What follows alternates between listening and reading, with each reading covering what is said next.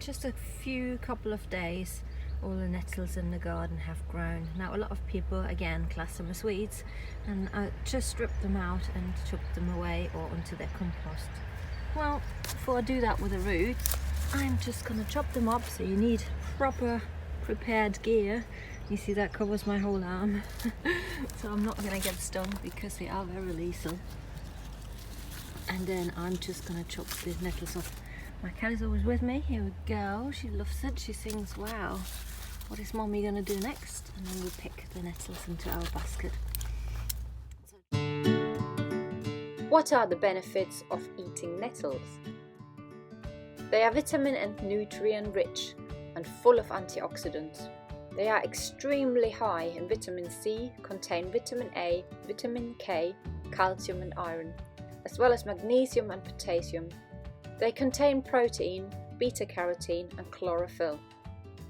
Stinging nettles are an excellent blood purifier. They can help with recovery from prolonged stress and fatigue. They are great for inflammation and arthritis sufferers.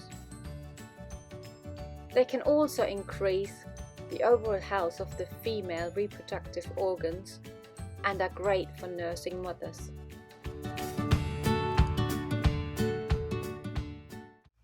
So chop them off. You can straight away take off the leaves, which might not look so amazing.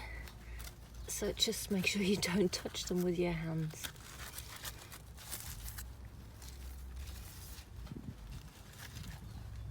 In the past time, a lot of years ago, hundreds of years ago, these nettles were used as torture methods and people were hit with them.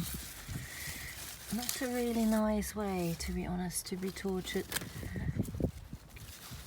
And as you know, they can cause nasty, nasty blisters. And they burn and itch. But if you actually cook it, all the nastiness and all the stinginess will go. And it leaves you with a very, very nutritious meal.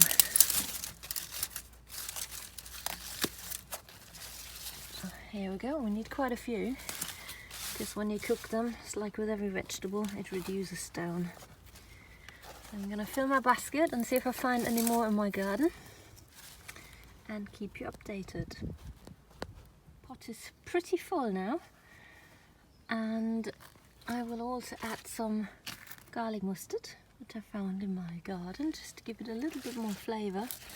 And I'm not really sure if I got garlic in my house, but it's just for a bit of flavour, so I'm just gonna add a couple of these sprigs to it to make it nice and flavourful.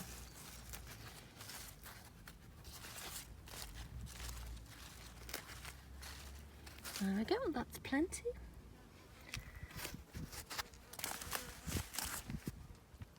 Also again, I found some feverfew, which I'm gonna brew myself a tea, and there it is again.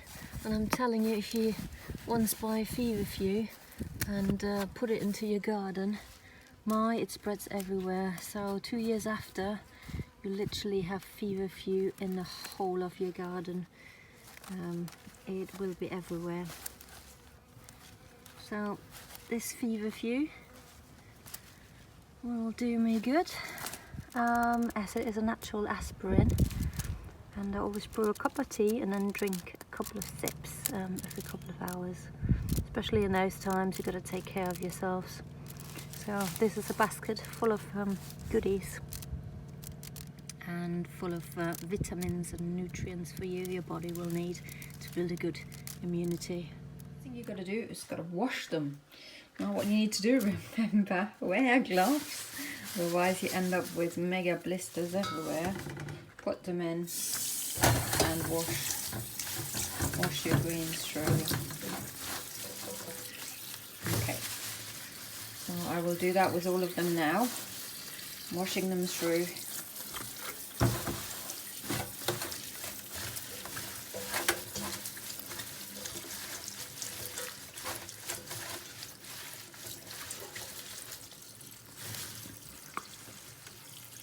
course I have to take my migra leaf out.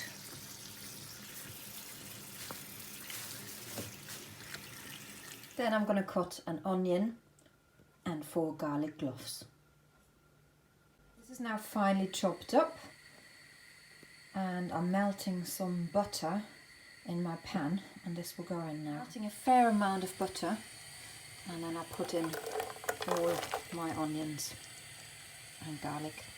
While this is cooking, I'm pouring in a little bit of water in a pot where all my soup is going to go. And I'm just going to put in some stock. So I've got this German thing, it's from Iceman, but you can use any stock really.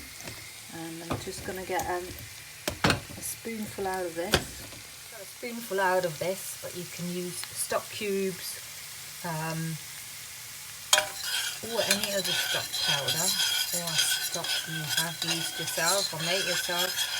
And that goes into here, and I'm just stirring it so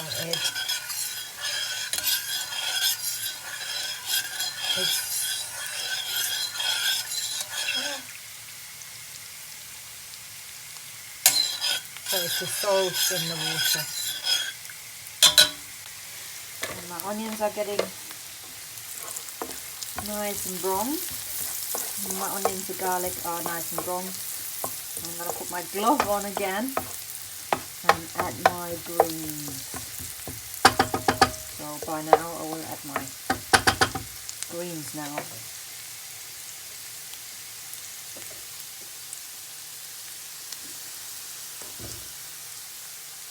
You can see my onions are getting nice and golden, and my garlic. So what I do before I put my greens in, I'm just going to add half a tablespoon full of my spices, which again is garlic powder, turmeric, cayenne pepper, and what else did I put in? I think it was ginger, yeah, ginger. So that all goes into here, and I stir this all up, and the flavour which comes from this is absolutely amazing. Now I add my greens. Now make sure you put your gloves back on, because if you don't, you get stung again. Put them next to it, put my glove on, and then I'm just going to add them all to the pan. Now it looks like a lot at the moment, but it's the same like with spinach. It will reduce really, really quickly, and this will go down. I'm just going to stir this a little bit in here. When it's gone down, I'm going to flick it round and stir this from the other side. This is only to give this a little bit of flavour, so it gets like a buttery flavour, and it reduces a little bit down before I put it into my pot.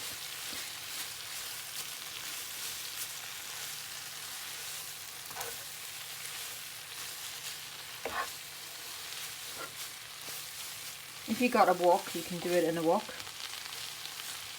if you wanted that too, but just make sure you don't reduce it too much, but just a little bit. And as you can see, it's already going down.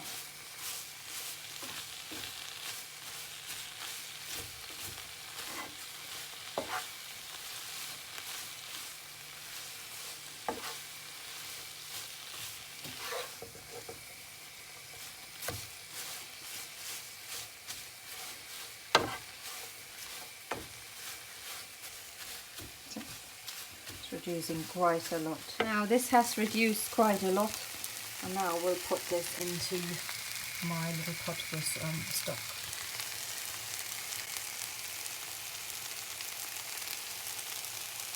Now this has reduced quite a lot now, so now I will transfer that into my pot with the stock in. This is now in my little pot. Everything is in there, and as you can see, there was quite a lot of volume before, but this has reduced down, and then I just add water. So I fill this up.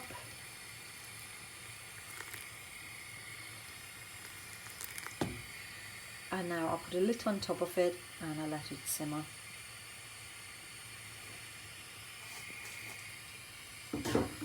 Now I'll let this cook and simmer for about 20 minutes and then I will see what happens next. Sizzled for 15 minutes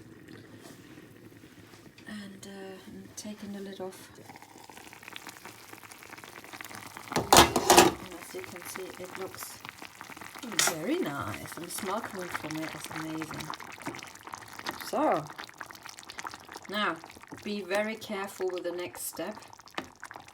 I'm gonna get a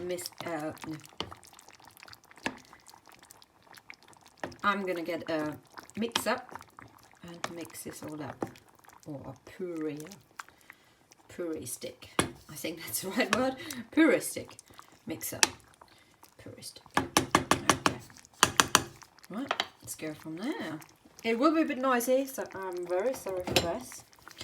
And I probably will have to turn it off just for safety reasons in a minute.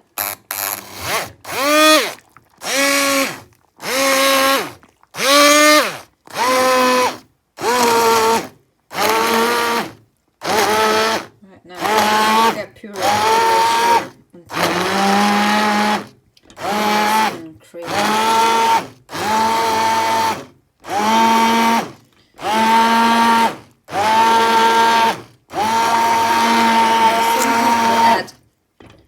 Cream after this to make an even creamier soup, or you don't add anything. You can add rice if you wanted to. You could also add bulgur wheat or something just to make the soup a little bit thicker and more filling. I have got kefir here, so I'm going to add a little bit of kefir, which give it like a slight yogurty taste, but not too much, so just to make it a bit creamier. Show you in a minute. I'm gonna just puree this all up, mix it all up, and then I'll show you how it looks. As I said, I'm gonna add a little bit of kefir, and that's just my personal preference. Well, this is my lovely kefir I made overnight, 24 hours. And here we go. I'm just gonna put about 4 or 5 tablespoons in there. And then see if this is enough.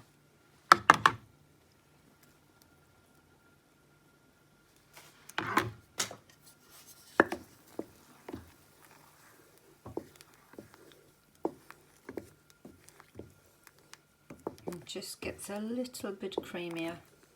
I'm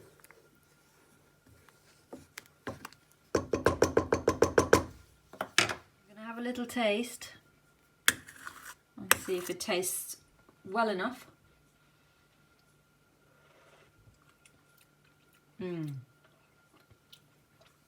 Well, I personally think I'm going to add some more kefir and it will benefit from a little bit more flavour, so I might add a little bit more salt.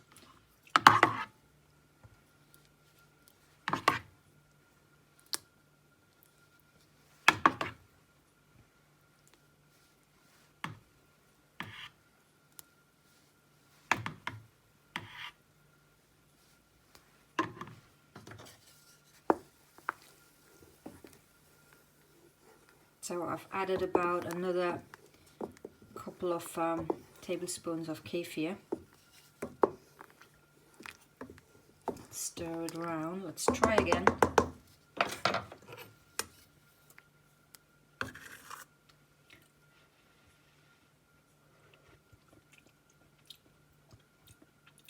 Yeah, a tiny bit of salt and then it's absolutely fine. So I'll put in a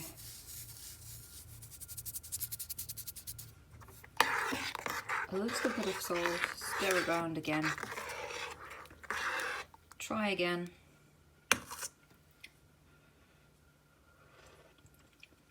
And this is perfect. Right. And there you have it, garnished with a lovely dandelion flower. Bon appetit to me. Stay safe, stay healthy, and I'll see you soon.